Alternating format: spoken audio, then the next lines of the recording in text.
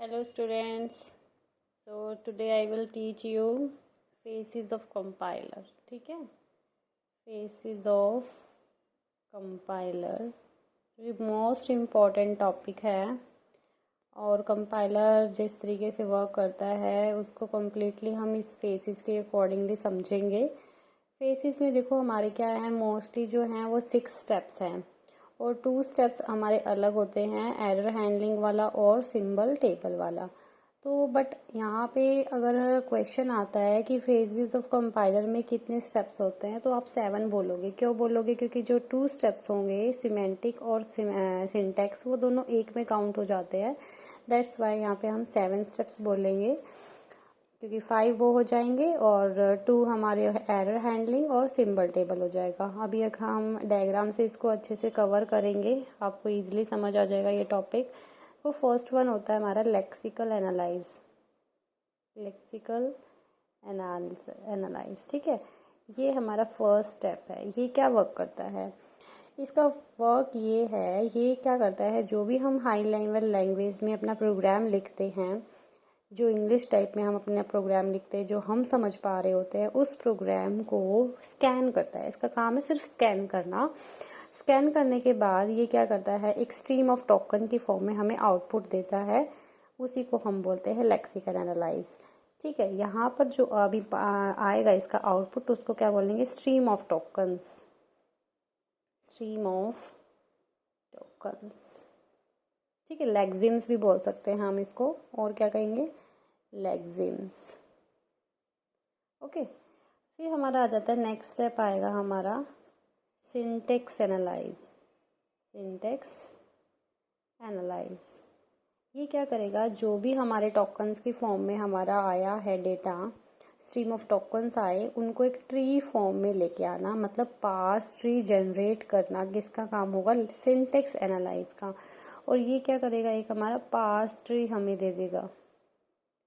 ठीक है, अभी आप इसको बस जस्ट समझो कि इसका काम क्या है, क्या क्या वर्क कर रहा है, किस तरीके से उसको समझना है। उसके बाद हम इसको एक एक स्टेप को डिटेल में पढ़ेंगे, तब आपको अच्छे से क्लियर हो जाएगा कैसे कंपाइलर हमारी हाई लेवल लैंग्वेज जो हमने लिखी है प्रोग्राम में, उस प्रोग्राम को स्टेप बाय स्टेप फेजेस में जाकर उसको एक हार्डवेयर टाइप मशीन उसको समझ सके। 1010 फॉर्म की उसमें डेटा को ले आए, उस फॉर्म में ले आए कि मशीन उसको समझ सके। 01 की बाइनरी फॉर्म में उसको लेके आना, सारा प्रोसीजर हमारा यहाँ से होकर गुजरता है फेजेस ऑफ कंपाइलर से। तो मेन वर्क यही है जो हम कंपाइलर पढ़ रहे हैं। ये इस कंपाइलर को हाई टू लो लेवल में जाने के लिए कितने स्टेप्स को कवर अप करना पड़ता है वो हम यहाँ पे समझेंगे। ठीक है, थर्ड पॉइंट हमारा आता है सिमेंटिक। Semantic analyse. देखो दोनों का काम पार्स ट्री जनरेट करना है। ये क्या करता है, रूल्स के अकॉर्डिंग जनरेट करता है, और ये क्या करता है, उसको टाइप चेकिंग करके, उसकी जो टाइप होती है ना उसको चेक करके पार्स ट्री जनरेट करना। मतलब इसमें भी रूल्स है, इसमें भी रूल्स है। तो कई जो बुक्स होती है ना उन दोनों में ये दोनों जो स्टेप्स हैं उनको एक में ही डाल देते हैं, क्योंकि दोनों पार्स ट्री जनरेट करने का ही काम कर रहे हैं, बट वर्क अलग अलग है दोनों का, क्योंकि वो हमारे ग्रामेटिकल रूल्स के अकॉर्डिंग बनाता है और ये सिमेंटिक एनालाइज क्या करता है, उसको टाइप चेकिंग के अकॉर्डिंग करता है। तो ये 3 स्टेप्स हो गए। यहाँ पे भी हमें पार्स ट्री ही मिलता है एज ए आउटपुट, बट क्या होगा, वो वैलिड फॉर्म में चेक करके हमें दे देता है। ठीक है, नेक्स्ट स्टेप हमारा आता है intermediate code generator. Intermediate code generator, ठीक है, ये हमारा एक मतलब क्या होता है, लिंकिंग का काम करता है। ये वाला स्टेप और जो नीचे स्टेप्स आएंगे उनके बीच का जो ये पार्ट होता है ना, ये सबसे इम्पोर्टेंट पार्ट है किसी भी सिस्टम में ले जाने के लिए। हमारे यहाँ तक का कवर हो जाता है और नीचे वाला स्टेप जो होते हैं वो हर सिस्टम में, हर हार्डवेयर में अलग अलग वर्क करता है। तो ये वाला कॉमन पार्ट चल जाता है, हर किसी में सेम भी चल जाता है, बट नीचे वाला पार्ट क्या होता है, अलग अलग होता है। तो जो ये वाला पार्ट है सारा, इसको हम फ्रंट भी बोलते हैं, फ्रंट एंड। और जो नीचे वाला पार्ट आएगा भी जो हम लिखेंगे, ये क्या करेगा, 3 एड्रेस कोड में जनरेट कर देगा। 3 एड्रेस कोड में जनरेट करेगा। इसके बाद आता है code optimization. Code optimization MI, ठीक है, इसको कन्वर्ट कर देगा। कोड ऑप्टिमाइजेशन क्या करेगा, आपका जो कोड होता है उसमें कई मतलब यूजलेस लाइंस भी आ जाती हैं, जो जिनको ज़रूरत नहीं पड़ती है वो वाली लाइंस आ जाती है, तो उनको हटाना। मोशन मतलब कोड मोशन होता है, कोड फोल्डिंग होती है, कुछ टेक्निक्स होते हैं, उन टेक्निक्स को यूज़ करके हम क्या करेंगे, प्रॉपर कोड ऑप्टिमाइज में ले आएंगे इसको। नेक्स्ट जो लास्ट पार्ट है वो है हमारा target generator code, target generate code, ठीक है। ये लास्ट स्टेप होता है, ये असेंबली लैंग्वेज में कन्वर्ट करता है, ये हर सिस्टम में अलग अलग वर्क करता है। ये सारे हैं हमारे पार्ट्स, ठीक है। ये हमारा क्या हो जाएगा, ऑप्टिमाइज्ड कोड फॉर्म में हमारा क्या हो जाएगा, आउटपुट की फॉर्म में ये देगा ऑप्टिमाइज्ड कोड। ये हमारे को कंप्लीट असेंबली में दे देगा, ठीक है। ये सारे स्टेप्स हुए फॉलो। ये जो स्टेप्स होंगे ना वो हमारे बैक एंड में आ जाएंगे। ये हो गया कॉमन हमारा। अब यहाँ पे हमारा क्या होगा, सिंबल टेबल, जो कि हर फेजेस में बनेगी सिंबल टेबल। और यहाँ पे हमारा लगा लो error handling, error handling common रहेगी। ये देखो ये जो पार्ट होगा ना ये सब में जाएगा, क्योंकि सिंबल टेबल लेक्सिकल एनालाइज भी बनाएगा, सिंटेक्स एनालाइज भी बनाएगा और सिमेंटिक भी बनाएगा, इंटरमीडिएट कोड जनरेटर में भी, कोड ऑप्टिमाइजेशन में भी, और लेक्सिकल एनालाइज इसमें टारगेट कोड जनरेटर में भी। ऐसे ही एरर हैंडलिंग वाला पार्ट है, एरर हैंडलिंग लेक्सिकल एनालाइज में भी जाएगा, सिंटेक्स एनालाइज में भी जाएगा, सिमेंटिक में भी, इंटरमीडिएट कोड जनरेटर में भी एरर हैंडलिंग, कोड ऑप्टिमाइजेशन में भी। क्योंकि सर हर फेजेस में हम क्या करेंगे, चेक करेंगे कि कहीं पे एरर तो नहीं है। ये सारे फेजेस हमारे कवर अप होते हैं किसी भी कंपाइलर में, कोई भी हाई लेवल लैंग्वेज। यहाँ पे जो इनपुट एज ए इनपुट क्या जाएगा, यहाँ पे हमारा हाई लेवल लैंग्वेज, जो आप प्रोग्राम लिखते हो ना हाई लेवल लैंग्वेज, वो वाला प्रोग्राम हमारा क्या होएगा, वो एज ए इनपुट हमारा लेक्सिकल एनालाइज पे जाएगा। ये कंप्लीट फेजेस है, आई थिंक समझ में आ गया होगा, इट्स वेरी इजी। अब हम क्या करेंगे, कंप्लीट एक एक जो फेजेस है ना उनको डीपली कवर करेंगे, क्योंकि ये सेकंड जो यूनिट है उसमें हमारा यही पार्ट बहुत इंपॉर्टेंट है। इनके सबकी डिटेल्स में अलग अलग टॉपिक्स दिए हुए हैं, उनको कवर अप करेंगे। फर्स्ट वन है यहाँ पर लेक्सिकल एनालाइज, उसको समझते हैं हम लेक्सिकल एनालाइज का काम क्या होगा। मैंने थोड़ा सा तो बता दिया, लेक्सिकल एनालाइज क्या करता है, स्कैन का काम करता है ना। जो आपने स्कैन किया ना, मतलब हाई लेवल लैंग्वेज में क्या होता है, हैश इंक्लूड, अगर आप कोई लैंग्वेज यूज़ करते हो stdio.h है ना, या फिर आप यहाँ पे conio.h लिखते हो, या फिर आप यहाँ पे डिफ़ाइन करके कोई मैक्रो को भी डिफ़ाइन करते हो, जैसे SI मतलब सिंपल इंटरेस्ट की वैल्यू दे दी 5, ठीक है, ओके 0.5 लिख दो, कुछ लिख दो मतलब, ठीक है। और उसके बाद आप प्रोग्राम लिखते हो मेन वॉइड मेन, और फिर आप अपना यहाँ पे प्रोग्राम लिखते हो int a is equal to में 5, b इज इक्वल टू में 8, ठीक है। और एक c वेरिएबल भी ले लो, ठीक है। और c में आपने क्या कर दिया, a प्लस में b करके हमने प्रोग्राम को कर दिया। यहाँ पे प्रिंट की स्टेटमेंट लिख देना, प्रिंट a, c की वैल्यू प्रिंट कर दे, ठीक है।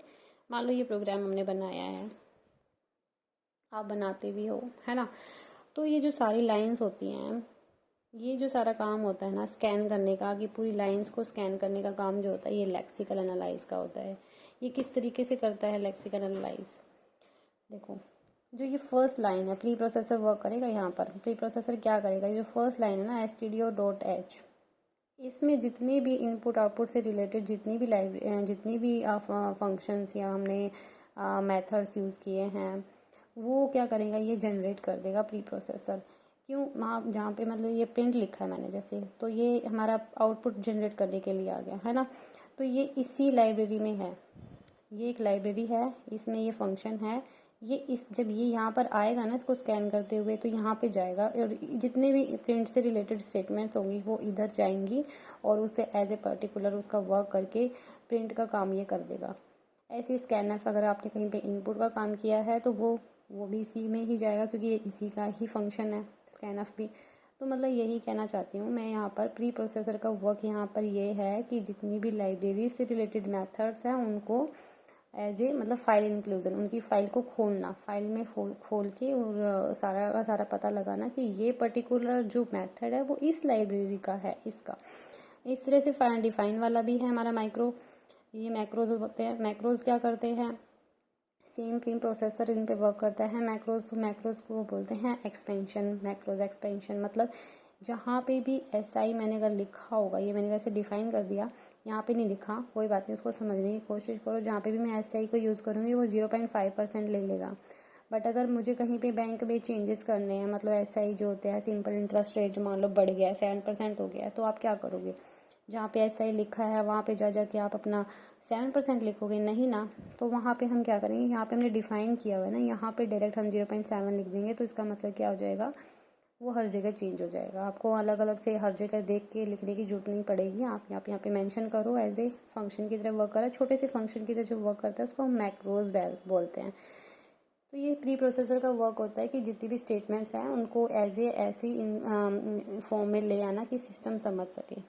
ठीक है, ये जो काम होगा ना, ये सारा लेक्सिकल एनालाइज कैसे करेगा, मान लो लेक्सिकल एनालाइज क्या करेगा, ये सारी की सारी स्टेटमेंट्स को एक टोकन की फॉर्म में लेके आएगा। मतलब हैश को अलग से लेगा, इंक्लूड को अलग लेगा। ये वाइट स्पेसेस को इंक्लूड नहीं करता। मान लो जहाँ पे भी वाइट स्पेस है, मतलब स्पेस दिख गया ना, वहाँ से इसको अलग से लेना लग जाएगा कि ये एक पर्टिकुलर वर्ड है।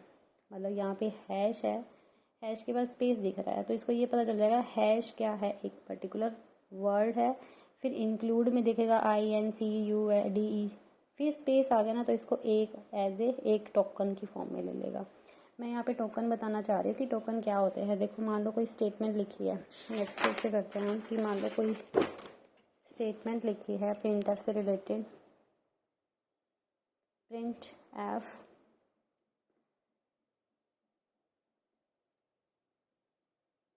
हेलो वर्ल्ड, और मान लो यहाँ पे मैंने %d लगा दिया, कोई वैल्यू थी मान लो, ऐसे हम करते हैं ना वैल्यू, और फिर हम M% लगा के कोई भी वैल्यू है तो A लगा दिया जैसे। ठीक है, ये कर दिया। अब ये हमने जो कंप्लीट स्टेटमेंट लिखी है, इसमें कितने टोकन है, हाउ मैनी टोकन्स, ये क्वेश्चन भी आते हैं नेट JRF जो होते हैं एग्जाम्स, उनमें पता क्वेश्चंस आते हैं कि टोकन्स कितने हैं, हाउ मैनी टोकन्स हेयर। तो इस क्वेश्चन का पता लगाने के लिए कैसे पता लगाएगा हमारा, ये लेक्सिकल एनालाइज बताता है कि इसमें कितने टोकन्स हैं। कैसे बताता है, देखो इसमें दिख रहा है इसको PRINTF, एक इसको पर्टिकुलर वर्ड मिल गया क्योंकि इसके बाद स्पेस है, तो यहाँ पे एक क्या ले लेगा, इसको एक टोकन मान लेगा, स्पेस को नहीं इंक्लूड करेगा। यहाँ पे फिर क्या है, एक ब्रैकेट है, इसको मान लेगा ब्रैकेट को। फिर हमने क्या लगाया, यहाँ पे कोर्स लगा दिया, डबल कोर्स। तो डबल कोर्स में जितने भी डेटा होगा उसको कैसे इंक्लूड करेगा, वो एक फॉर्म में यूज़ करेगा। माना ये है ही नहीं, चलो यहाँ पे यहाँ से लेके यहाँ तक जो ये डेटा है, क्योंकि डबल कोर्स में जितना होगा उसको एक काउंट करेगा, मतलब यहाँ पे तीसरा हो जाएगा ये। इसके बाद ये कोमा लिखा है तो 4 टोकन हो जाएगा। फिर इसमें M% है तो हमारा 5 हो जाएगा, A की वैल्यू कर रहे हैं, ये अलग हो जाएगा, और ये बेसिस क्लोज हो गई है तो 7 और 8, मतलब यहाँ पे 8 टोकन्स हम कंसीडर करेंगे। समझ में आई? तो ये जो टोकन को फाइंड आउट करने का काम होता है वो लेक्सिकल एनालाइज करता है, बट वो किस तरीके से करता है, लेक्सी टूल्स होते हैं कुछ, उनके थ्रू करता है। बट ये क्या करता है, फाइनाइट ऑटोमेटा को यूज़ करता है, फाइनाइट ऑटोमेटा को यूज़ करता है, जिसमें NFA DFA होता है, जिसके थ्रू क्या होता है हमारा, कोई भी पर्टिकुलर लेटर्स हो गए या फिर कोई डिजिट्स हो गए, उनको फाइंड आउट करना। देखो कैसे करता है, अगर मान लो NFA DFA या फाइनाइट ऑटोमेटा के थ्रू करने हैं, मान लो इंट वेरिएबल आया, क्या एक एक लेटर को लेके जाएगा, वो सिस्टम क्या करेगा, एक एक लेटर को लेके जाता है। यहाँ पे आई है, यहाँ पे एन है, यहाँ पे टी है, बट यहाँ पे क्या आ गया, एक स्पेस आ गया, है ना। ऐसे हमारा जा रहा था, यहाँ पे स्पेस आ गया, तो ये क्या करेगा, फिर बैक में जाएगा, क्योंकि स्पेस आने के बाद वो क्या करेगा, उसको रीचेक करेगा कि ये पर्टिकुलर जो वर्ड आया है आई एन टी, ये जो इंट है, लाइब्रेरी में जाके चेक करेगा इसको, लाइब्रेरी में। और लाइब्रेरी में अगर ये इंट मिल जाता है, क्योंकि वो तो मिलेगा क्योंकि वो कीवर्ड है ना। इंट क्या है, एक कीवर्ड है, तो उसको समझ जाएगा कि ये कीवर्ड है, लाइब्रेरी में चेक करेगा, तो उसको एक पर्टिकुलर वर्ड एक फॉर्म में ले आएगा, इसको एक वर्ड कंसीडर कर देगा और नेक्स्ट फिर उस दूसरे वर्ड पे काम करेगा। मान लो अब आगे ए आया, क्योंकि हमने कोई वेरिएबल डिफाइन कर रहे हैं, स्पेस आया, यहाँ पे स्पेस है और उसके बाद फिर ए आया, फिर कोमा लगा रखा है, तो यहाँ पे कोमा आया, फिर हमने बी लगा रखा है, तो इनको क्या करेगा, कंसीडर करेगा वो एज ए आइडेंटिफायर्स, क्योंकि आइडेंटिफायर्स होते हैं ना, कोई भी वेरिएबल का नेम जो होता है आइडेंटिफायर्स होते हैं, तो इनको भी आइडेंटिफायर, इसको भी आइडेंटिफायर। तो मतलब क्या है, ये फाइनाइट ऑटोमेटा होता है, मतलब DFA जिस दो तरीके से हम फाइनाइट ऑटोमेटा को यूज़ करते हैं। तो ये जो काम होगा ना, ये काम हमारा किसका होगा, लेक्सिकल एनालाइज का होगा, कि जो भी हमने प्रोग्राम में लिखा है, एक एक वर्ड जो लिखा है, कहीं पे हमने ब्रेसेस लगाए हैं, लेस देन लगाया है, कहीं पे हमने कोई भी अर्थमेटिक ऑपरेटर्स यूज़ किए हैं, प्लस माइनस डिवीज़न जो भी यूज़ कर रहे हैं, उनको सबको स्कैन करेगा।